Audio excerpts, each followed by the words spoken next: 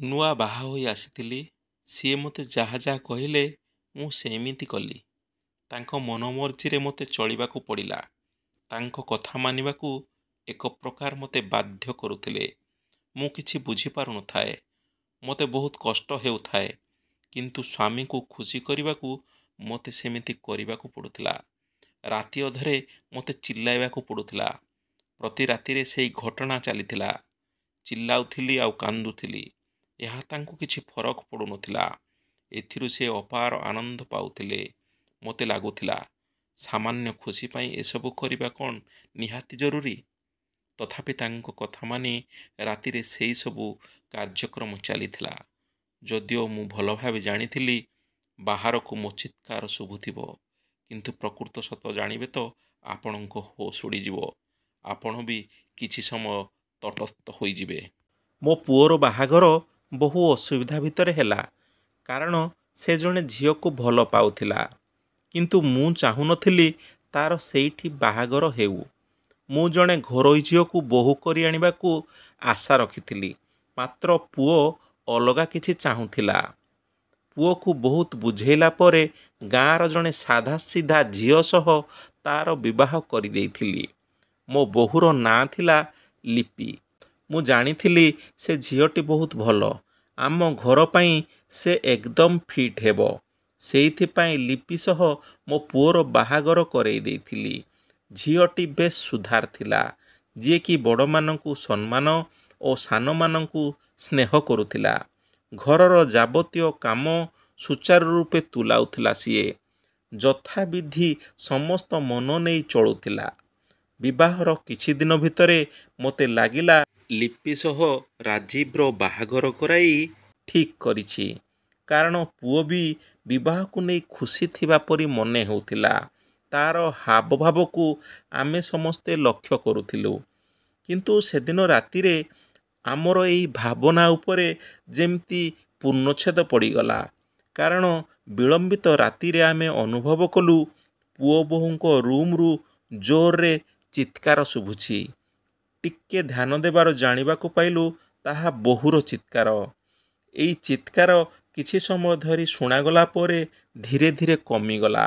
ରାତି ଥିଲା, ଭାବିଲୁ କିଛି ଅସୁବିଧା ହେଇଛି ବୋଧେ। ପୁଣି ମନକୁ ଆସିଲା କବାଟ ବାଡ଼େଇବୁ କି? କିନ୍ତୁ ଏତେ ରାତିରେ ଆମେ ଏ ବିଷୟରେ କିଛି ପଚାରିବାକୁ ଉଚିତ ମନେ କଲୁନି, କିମ୍ବା କବାଟ ବାଡ଼େଇଲୁ ନାହିଁ ଯାଇ। ସକାଳ ହେବାରୁ ମୋ ଝିଅ ବି କହିଲା, ମା, ରାତିରେ କିଏ ଏତେ ଜୋରରେ ଚିଲ୍ଲଉଥିଲା? ଝିଅର ପ୍ରଶ୍ନର କ'ଣ ଉତ୍ତର ଦେବେ ପାଖରେ ଥିବା ସ୍ୱାମୀ କିଛି ଭାବି ପାରିଲେ ନାହିଁ। ତେଣୁ ତା କଥାକୁ ଏଡ଼େଇ ଦେଇ କହିଲେ, କେହି ବୋଧେ ବାହାରେ ଚିଲ୍ଲଉଥିଲା। ରାତି ଅନ୍ଧାରରେ ସବୁଆଡ଼େ ସୁନସାନ୍, ତେଣୁ ଜୋରରେ ଶୁଭିଥିବ। ତୁ ନିଦ ନ ହେଇ କ'ଣ ପାଇଁ ଚେଇଁଥିଲୁ ଯେ? ଦେହ ଖରାପ ହେବ। ଜଲ୍ଦି ଶୋଇପଡ଼ିବୁ ନା। ଅନ୍ୟପଟେ ସେଦିନ ମୋ ବୋହୂ ଦିନସାରା ଚୁପଚାପ ରହିଲା। ତା ସ୍ୱଭାବରେ ଯେମିତି ଗୋଟେ ପରିବର୍ତ୍ତନ ହେବା ଭଳି ଲାଗୁଥିଲା। ସ୍ୱାମୀ ସ୍ତ୍ରୀ ଭିତରେ କିଛି କଥା ହୋଇଥିବ ଭାବି ବୋହୂକୁ ଆଉ କିଛି ପଚାରିଲି ନାହିଁ। ଭାବିଲି ସ୍ୱାମୀ ସ୍ତ୍ରୀରେ ଯାହା ହୋଇଥିବ ପୁଣି ସେମାନଙ୍କ ଭିତରେ ସମାଧାନ ହୋଇଯିବ। ଘର ସଂସାର କଲେ ସେମାନେ ସେମାନଙ୍କ କଥା ବୁଝିବେ। ଆମେ ତାଙ୍କ କଥାରେ ମୁଣ୍ଡ ପୂରେଇବା ଠିକ୍ ହେବନି। ଏଇ କଥା ଭାବି ଚୁପ୍ ରହିବାକୁ ଉଚିତ ମନେ କଲୁ ସମସ୍ତେ। ପୁଣି ଥରେ ସେଇ ବିଳମ୍ବିତ ରାତିରେ ସମାନ ଘଟଣା ଘଟିଲା। ପୁଅର ରୁମ୍ରୁ ବୋହୂର ଚିତ୍କାର ଶବ୍ଦ ଶୁଣିବାକୁ ମିଳିଲା। ଏଇ ଚିତ୍କାର ସହ ବୋହୂ କାନ୍ଦ ମଧ୍ୟ ଶୁଭିଲା। ବିଳମ୍ବିତ ରାତି ପ୍ରାୟ 20 ମିନିଟ୍ ଧରି ଏଇ କଥା ଘଟିଲା। ଆମେ ଏକଥା ଶୁଣୁଥିଲେ ବି କିଛି କରିପାରୁନଥିଲୁ। କିଛି କରିବାର ଉପାୟ ବି ନଥିଲା। ଆମକୁ ଟିକେ ଖରାପ ଲାଗୁଥିଲା। ବୋହୂର କ'ଣ କିଛି ହେଇଛି କି? କାହିଁକି ରାତିରେ ଏମିତି ଚିଲ୍ଲଉଛି? କିଛି ଅଘଟଣ ଘଟୁଛି କି ତା ସହ? ଏଇ କଥା ମନକୁ ବାରମ୍ବାର ଆସୁଥିଲା। ବାଧ୍ୟବାଧକତାରେ ଆମେ ମନ କଥା ମନରେ ମାରି ଚୁପ୍ ରହିଥିଲୁ। ଚିତ୍କାର ଓ କାନ୍ଦ ଶୁଣି ମୋ ଝିଅ ତା ରୁମ୍ରୁ ଉଠି ଆସିଲା। ଆଉ ଆସି ମୋ ରୁମ୍ କବାଟ ବାଡ଼େଇଲା। ମୁଁ କବାଟ ଖୋଲିଲି ତ ଝିଅ ଭିତରକୁ ଆସିଲା। ଝିଅ ସେତେବେଳକୁ ଏକ ପ୍ରକାର ଡରି ଯାଇଥିଲା। ଝିଅ କହିଲା, ମା, ଇଏ କ'ଣ ସବୁ ଚାଲିଛି? ଭାଉଜ ପ୍ରତିଦିନ ରାତିରେ କାନ୍ଦୁଛନ୍ତି ଆଉ ଚିତ୍କାର କରୁଛନ୍ତି କ'ଣ ପାଇଁ? କ'ଣ ହେଇଛି ତାଙ୍କର? ଚାଲ ପଚାରି ବୁଝିବା। ଝିଅକୁ କ'ଣ କହିବି କିଛି ବୁଝିପାରିଲିନି। ତା କଥା ଶୁଣି ମୁଁ ବି କହିଲି ହଉ ଚାଲ। ଭାବିଲି ସବୁଦିନ ଏଇଭଳି ହେଉଛି, ଅଣଦେଖା କଲେ ମନଟା ଆଉଟୁ ପାଉଟୁ ହେଉଛି। ଝିଅଟା ବାରମ୍ବାର ବି କହୁଛି ଯେ ଚାଲ ପଚାରିବା, ପ୍ରକୃତ ଘଟଣାଟା କ'ଣ ନ ଜାଣିଲେ ଭଲ ହେବନି। ଆମେ ମା ଓ ଝିଅ ଦୁହେଁ ପୁଅ ରୁମ୍ର କବାଟ ଆଡ଼କୁ ଯାଉଥିଲୁ, ମାତ୍ର ସ୍ୱାମୀ ମୋତେ ଅଟକାଇ ଦେଲେ। ପୁଅ ରୁମ୍କୁ ନ ଯିବାକୁ କହିଲେ। ସ୍ୱାମୀ କହିଲେ ରାତି ବହୁତ ହେଲାଣି, ଏବେ ନୁହେଁ, କାଲି ସକାଳେ ପୁଅ ବୋହୂ ସହ କଥା ହେବ। ସକାଳ ହେଉ ଅପେକ୍ଷା କର। ସ୍ୱାମୀ ଏକଥା କହିବା ପରେ ଆମେ ମା ଝିଅ ଦୁହେଁ ଚୁପ୍ ରହିଲୁ। ଆଉ ସେମାନଙ୍କ କବାଟ ବାଡ଼େଇଲୁ ନାହିଁ। ସକାଳକୁ ଅପେକ୍ଷା କଲୁ। ପୁଅ ରୁମ୍ରେ ବୋହୂ ସହିତ କ'ଣ ଘଟୁଛି, କାହିଁକି ନୂଆ ବୋହୂଟା ଚିତ୍କାର କରୁଛି, ରାତିଟାରେ କନ୍ଦାକଟା କ'ଣ ପାଇଁ ହେଉଛି, ଲୋକେ ଶୁଣିବେ ତ କ'ଣ ଭାବିବେ, ଏସବୁ କଥା ଭାବି ଭାବି ମୋ ଆଖିର ନିଦ ହଜିଗଲା। ନିଜକୁ ବୁଝେଇ ରାତିରେ ଶୋଇପଡ଼ିଥିଲି ସିନା, ସେଇ ଗୋଟିଏ କଥା ମନକୁ ବିବ୍ରତ କରୁଥାଏ। ସକାଳୁ ଅଳସ ଭାଙ୍ଗି ଉଠିଲା ବେଳକୁ ବୋହୂ ଉଠି ସାରିଥିଲା। ଘରର ଯାବତୀୟ କାମ ଗୋଟିଏ ପରେ ଗୋଟିଏ କରିନେଉଥିଲା ବୋହୂ। ବେସିନରେ ମୁହଁଟାକୁ ଧୋଇ ମୁଁ ବୋହୂ ରୁମ୍କୁ ଗଲି। ସେତେବେଳକୁ ପୁଅ ରୁମ୍ରେ ଥିଲା। ରାତିର କଥା ପଚାରିବିନି ହୋଇ ଥତମତ ହେଉଥିଲି। ପୁଅ ପଚାରିଲା, ମା କ'ଣ କହୁଛୁ କି? ବୋହୂ ଉଠିଲାଣି, ସେ ବାହାରେ ଥିବ, କ'ଣ କାମ ଥିଲା କି? ନା କିଛି ନାହିଁ କହିଲି ମୁଁ। ସେ କହିଲା କ'ଣ କହିବାର ଅଛି କହୁନୁ, ତୋ ବୋହୂ ତ ଏଠି ନାହିଁ। ଟିକେ ସଙ୍କୋଚରେ ପୁଅକୁ ପଚାରିଲି, କ'ଣ ଅସୁବିଧା ହୋଇଛି କିରେ ପୁଅ? ନୂଆ ବୋହୂଟା କାହିଁକି ରାତିରେ କାନ୍ଦୁଛି? ବାହାରକୁ ଜୋରରେ ଶୁଭୁଛି, ଲୋକେ ଶୁଣିଲେ କ'ଣ ଭାବିବେ କହିଲୁ? ବାପା ବି ବ୍ୟସ୍ତ ହେଉଥିଲେ। କ'ଣ କିଛି ହେଇଛି କିରେ ବୋହୂ? ଏ କଥା ଶୁଣିବା ପରେ ପୁଅ ମୁହଁଟା ଯେମିତି ଶୁଖିଗଲା। ମୁହଁକୁ କୁନ୍ଦୁରେଇ କହିଲା, ନା ସେ କିଛି ନୁହଁ। ମୁଁ ତାକୁ ପଚାରିଲେ ବି ସେ କିଛି ସ୍ପଷ୍ଟ କରି କହିଲା ନାହିଁ। ପୁଅର କଥାରୁ ସ୍ପଷ୍ଟ ହୋଇଗଲା ଯେ କିଛି ତ ଗୋଟେ ଘଟୁଛି, ଯାହା ପୁଅ ଲୁଚାଇବାକୁ ଚେଷ୍ଟା କରୁଛି। କିନ୍ତୁ କଥାଟା କ'ଣ ନ କହିଲେ ଜଣେ ଜାଣିବ କେମିତି? ବାରମ୍ବାର ପଚାରିଲେ ବି ପୁଅ ରାଜୀବ କିଛି କହୁନଥିଲା। କିଛି ନାହିଁ କହି କଥାଟାକୁ ଟାଳି ଦେଉଥିଲା। ପ୍ରଶ୍ନ ପଚାରିବା ଦେଖି ସେ ରୁମ୍ରୁ ବାହାରକୁ ପଳାଇ ଆସିଲା। ମୁଁ ଭାବିଲି ପୁଅ ତ କିଛି କହିଲାନି, ଏଥର ବୋହୂକୁ ପଚାରିବି। ସୁଯୋଗ ଦେଖି ତାକୁ ପଚାରିଦେଲେ କଥାଟା ସ୍ପଷ୍ଟ ହୋଇଯିବ। କିଛି ତ ଗୋଟେ ଘଟୁଛି ନିଶ୍ଚୟ। ନୂଆ ବୋହୂ କାମରେ ଲାଗିଥିଲା। ବୋହୂକୁ ଦେଖିଲେ ଯେ କେହି କହିଦେବ ବୋଧହୁଏ ସେ ରାତିରେ ଶୋଇନାହିଁ। ତା ଆଖିରୁ ଏକଥା ଜଣାପଡ଼ୁଥିଲା, କାରଣ ବୋହୂ ଲିପିର ଆଖି ଫୁଲି ଯାଇଥିଲା। ପାଖକୁ ଡାକି ଏଥର ବୋହୂକୁ ପଚାରିଲି, ଝିଅ ରାତିରେ କ'ଣ ଅସୁବିଧା ହେଲା କି? ନୂଆ ଜାଗା, କିଛି ଯଦି ଅସୁବିଧା ହୁଏ କହିବୁ। ବେଳେବେଳେ ନୂଆ ପରିବେଶ କାହାକୁ କେମିତି ସୁଟ୍ କରେନି। ତେଣୁ ଯାହା ହେବ ମନ ଖୋଲିକି କହିବୁ। ନ କହିଲେ ଆମେ କେମିତି ଜାଣିବୁ କହିଲୁ? ଆଚ୍ଛା କହ ତ, କାଲି କାହିଁକି ରାତିରେ କାନ୍ଦୁଥିଲୁ ଶୁଣେ? ନୂଆ ବୋହୂ ଲିପିର ଉତ୍ତର ତାଙ୍କୁ ବେଶ୍ ଚକିତ କରିଦେଲା। ସେ ବୋହୂଠାରୁ ଏପରି ଉତ୍ତର କେବେ ଆଶା କରିନଥିଲେ, କାରଣ ସେ ଯାହା କହିଲା ତାହା ସେ ଭାବି ପାରିନଥିଲେ। କାନ୍ଦିଥିଲୁ କାହିଁକି ପଚାରିବା ଉତ୍ତରରେ ବୋହୂ କହିଲା, ମୁଁ କାନ୍ଦୁଥିଲି? କେତେବେଳେ? ଯଦି କାନ୍ଦୁଥିଲି ମୁଁ ତ କାହିଁ ଜାଣିପାରିଲିନି, କିମ୍ବା କୌଣସି ଆବାଜ ତ ଶୁଣିପାରିଲିନି। ମୁଁ ଦିନସାରା କାମ କରି ଏତେ ଥକି ଯାଉଛି ଯେ ଶୋଇ ପଡ଼ୁଛି ମା। ଆପଣ ମୁଁ କାନ୍ଦୁଥିଲି କେମିତି କହୁଛନ୍ତି? ଆଉ କେଉଁଠୁ କାନ୍ଦ ଶୁଭୁଥିବ। ଏ କଥା ଶୁଣି ଚମକି ପଡ଼ିଲେ ସେ। ବୋହୂର ଏ ଉତ୍ତରରେ ସିଏ ଆଶ୍ଚର୍ଯ୍ୟ ହୋଇଗଲେ, କାରଣ ସିଏ ତାଙ୍କ ନିଜ କାନରେ କାନ୍ଦ ଓ ଚିତ୍କାର ଶୁଣିଛନ୍ତି ପୁଅ ବୋହୂଙ୍କ ରୁମ୍ରୁ। ବୋହୂ କ'ଣ ବାଏଁ ବାଏଁ ତାଙ୍କ କଥାକୁ ଏଡ଼େଇ ଦେଉଛି, ସେ କିଛି ହଠାତ୍ ବୁଝିପାରିଲେନି। କ'ଣ ସବୁ ଘଟୁଛି? ଗୋଟିଏ ପଟେ ପୁଅ କିଛି କହୁନି, ଅନ୍ୟପଟେ ବୋହୂ ଏ କଥାକୁ ସଫା ମନା କରିଦେଉଛି। ଆଶ୍ଚର୍ଯ୍ୟ ହେଲେ ସେ। ତାଙ୍କ ମନରେ ଅନେକ ଦ୍ୱନ୍ଦ୍ୱ ଉପୁଜିଲା, କାରଣ ପୁଅ ପ୍ରଥମରୁ ଅନ୍ୟ ଝିଅକୁ ବିବାହ ପାଇଁ ମନ କରିଥିଲା। ସେ ବୁଝାସୁଝା କରି ରାଜୀବର ବାହାଘର ଲିପି ସହ କରାଇଥିଲେ। ସେଥିପାଇଁ କିଛି ଅସୁବିଧା ଉପୁଜୁନି ତ? ଏଇ କଥା ତାଙ୍କ ମନକୁ ବାରମ୍ବାର ଆସୁଥିଲା। ପୁଅ ବୋହୂଙ୍କ ରୁମ୍ରେ ଘଟୁଥିବା ଘଟଣା ତାଙ୍କ ମନରେ ବଡ଼ ଆନ୍ଦୋଳନ ସୃଷ୍ଟି କଲା। ତାହେଲେ ଚିତ୍କାର ଓ କାନ୍ଦର ସ୍ୱର କେଉଁଠୁ ଆସୁଛି? ସେ ଅଧିକ କିଛି ଭାବି ପାରୁନଥିଲେ। ତେବେ ପ୍ରକୃତ ଘଟଣା କ'ଣ ପୁଅ ନଚେତ୍ ବୋହୂ ଜାଣିଛି? ଦୁହିଁଙ୍କ ଚେହେରା ଓ ହାବଭାବରୁ ସେସବୁ ସ୍ପଷ୍ଟ ହେଉଛି, କିନ୍ତୁ ଦୁହେଁ ଏହାକୁ ଏଡ଼ାଇ ଯାଉଛନ୍ତି। ନିଶ୍ଚୟ କିଛି ଗୋଟେ ଘଟୁଛି ଭାବିଲେ ସିଏ। ତେବେ କ'ଣ ଘଟୁଛି? ଏବେ ପ୍ରତିଦିନ ରାତିରେ ସେଇ କଥାର ପୁନରାବୃତ୍ତି ଘଟୁଥାଏ। ତାଙ୍କ ଆଖିକୁ ଏଇ ଘଟଣାକୁ ନେଇ ନିଦ ଆସୁନଥାଏ। ବହୁ ଜୋର ଜୋରରେ କାନ୍ଦୁଥାଏ। ଚିତ୍କାର ଶୁଭୁଥାଏ ରୁମ୍ ଭିତରୁ। ତାଙ୍କ ମନରେ ବାରମ୍ବାର ଅନେକ ପ୍ରଶ୍ନ ଉଙ୍କି ମାରୁଥାଏ। ଭାବୁଥାଏ କ'ଣ ଘଟୁଛି ସେ ରୁମ୍ରେ। ପୁଣି ସେଦିନ ବିଳମ୍ବିତ ରାତିରେ ଯାହା ଘଟିଲା ଆମେ କେବେ କଳ୍ପନା ବି କରିନଥିଲୁ। ଆମର ଏକ ପ୍ରକାର ହୋସ୍ ଉଡ଼ିଗଲା। ବୋହୂ ଲିପି ଏକ ପ୍ରକାର କବାଟଟାକୁ ଧକ୍କା ଦେଇ ରୁମ୍ ଭିତରୁ ବାହାରକୁ ଚାଲି ଆସିଲା। ଦେହର ଶାଢ଼ୀ ସଂଯତ ଅବସ୍ଥାରେ ନଥିଲା। ଯେମିତି ସେ ନିଜ ଆୟତରେ ଥିଲା ଭଳି ଲାଗୁନଥିଲା। ବୋହୂର ମୁଣ୍ଡବାଳ ଆଲୁରୁ ବାଲୁରୁ ହୋଇଯାଇଥିଲା। ମୁହଁର ସାମ୍ନାକୁ ଆସି ମୁଣ୍ଡବାଳ ପଡ଼ୁଥିଲା। ରୁମ୍ର ବାହାରକୁ ଆସି ଏରୁଣ୍ଡିର ଚୌକାଠ ଉପରେ ବସି ପଡ଼ିଥିଲା ବୋହୂ ଲିପି। ତା'ର ଭୟଙ୍କର ରୂପ ଦେଖି ଆମେ ସମସ୍ତେ ତଟସ୍ଥ ହୋଇଯାଇଥିଲୁ। ବୋହୂର ଏଇ ରୂପ ଦେଖି ଯେ କେହି ଆଚମ୍ବିତ ହେବା ସ୍ୱାଭାବିକ ଥିଲା। ଚୌକାଠ ଉପରେ ବସି ବୋହୂ ଲିପି ଜୋର ଜୋରରେ କାନ୍ଦିବାକୁ ଲାଗିଥିଲା। ଘରର ସମସ୍ତ ଲୋକ ନିଜ ନିଜ ରୁମ୍ରୁ ବାହାରକୁ ବାହାରି ଆସିଥିଲେ।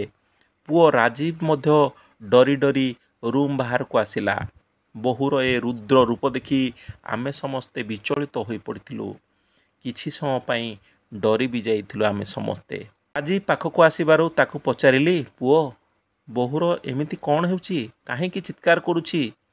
ଏପରି ଅବସ୍ଥା ପଛର କାରଣ କ'ଣ?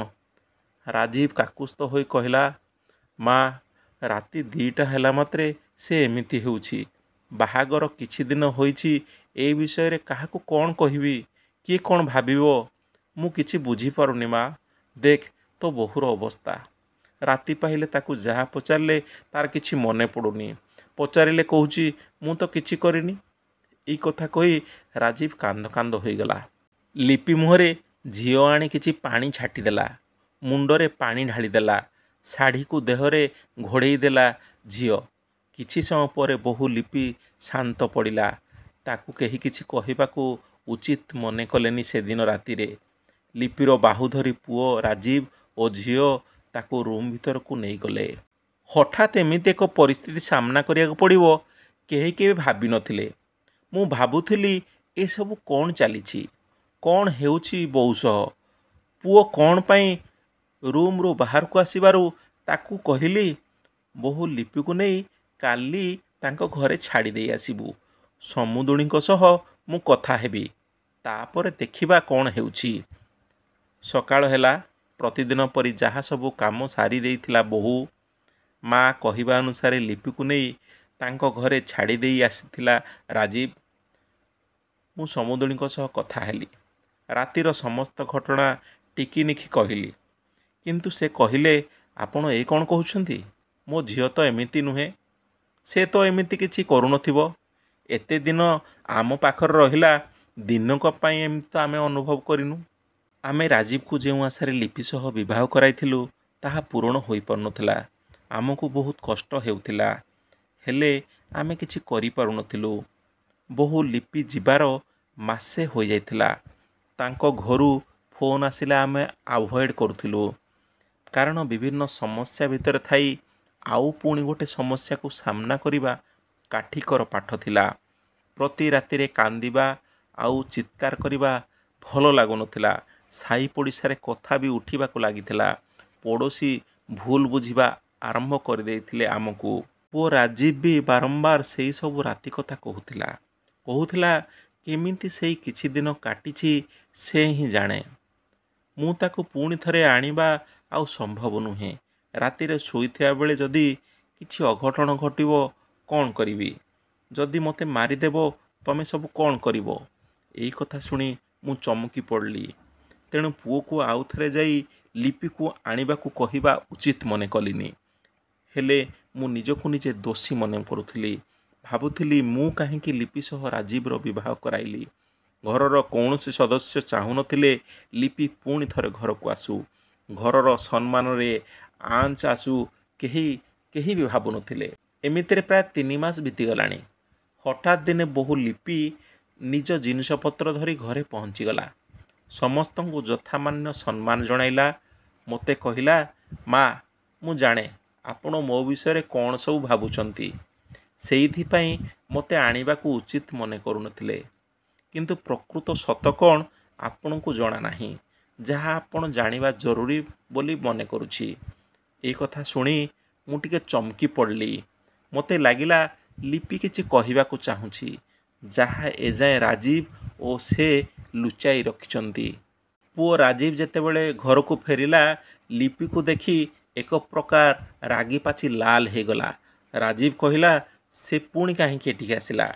ଠିକ୍ ଅଛି, ସେ ଏଇଠି ରହୁ, ମୁଁ କିନ୍ତୁ ଏଇଠି ଆଉ ରହିବିନି। ମୁଁ ଏଇଠୁ ଯାଉଛି। ଲିପି ମୁହଁ ଖୋଲି କହିଲା, କ'ଣ ସତକଥା ପଦାକୁ ଆସିଯିବ? ସେଇ ଭୟରେ ଘର ଛାଡ଼ି ଚାଲିଯିବ କହୁଛ? ଏତେ ଭୟ? ତମେ ସତ କହିବ ନା ମୁଁ କହିବି? ତମେ କୁହ ସତ କ'ଣ? ମୁଁ କାହିଁକି ଏମିତି ହେଉଥିଲି? ତମେ କହିବ ନା ମୁଁ ମୁହଁ ଖୋଲିବି? ରାଜୀବ କହିଲା, କ'ଣ ସତ? ସତ କ'ଣ? ସତ ସମସ୍ତେ ଜାଣିଛନ୍ତି ତମେ ଗୋଟେ ପାଗେଳି। ସେଇଥିପାଇଁ ପ୍ରତି ରାତିରେ ଚିତ୍କାର କରୁଥିଲ, କାନ୍ଦୁଥିଲ।